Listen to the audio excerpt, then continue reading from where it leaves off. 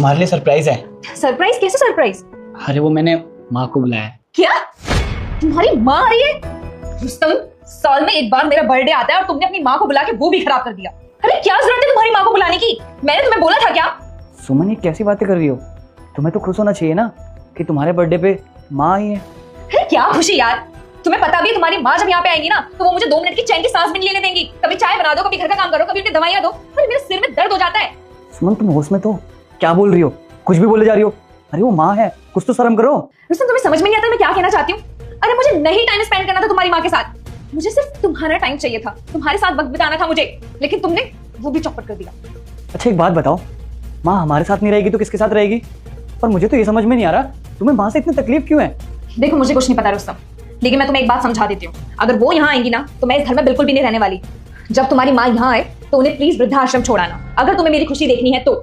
क्या कहा तुमने? वृद्धाश्रम छोड़ के आऊं मैं माँ को? अरे तुम्हारे अंदर थोड़ी सी भी शर्म बची हुई है? जो भी कह रही सच कह रही हूँ। मैंने अपने बर्थडे पे क्या क्या सोचा था, लेकिन तुमने सब कुछ स्पॉइल कर दिया रुस्तम। ये जो तुम इतना उल्टा सीधा बोल रही हो ना, एक बार अपनी पट्टी हटा के देखो कि सामने कौन खड़ा है। कौन खड़ा है मतलब?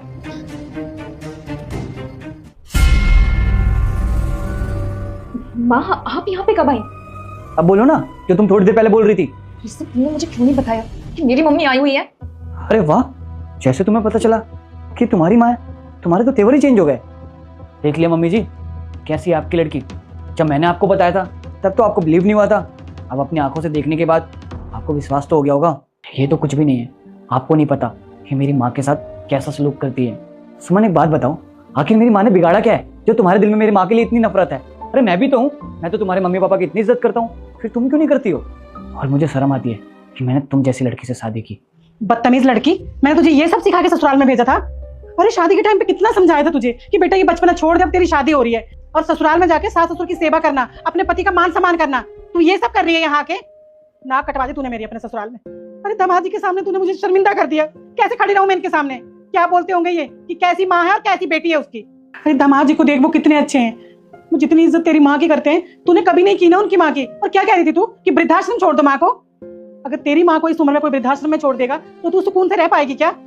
को भक्त मुझे इग्नोर मत करो। अगर इस वीडियो को लाइक करके चैनल को सब्सक्राइब करके अपने दोस्तों के साथ शेयर करोगे तो आने वाली शिवरात्रि में तुम्हारी नौकरी लग जाएगी। और बेटे जाते जाते कमेंट में हर हर महादेव जरूर लिख देना। अरे तेरे पापा ना सही कहते थे कि लड़की जाते इस पे रोक टोक लगाओ, थोड़ा इसे समझाओ। मैं ही पागल थी जो बार बार उन्हें कहती थी कि लड़की है 4 दिन हमारे घर में है फिर ससुराल चली जाएगी, मत रोको टोको, इसे रहने दो जैसे रहती है। आज मुझे समझ आ रहा है कि तेरे पापा सही थे। अरे अच्छा हुआ आज मेरे साथ नहीं आए हैं, वरना तेरा ये वाला रूप देख के ना उन्हें कुछ हो जाता आज यहाँ।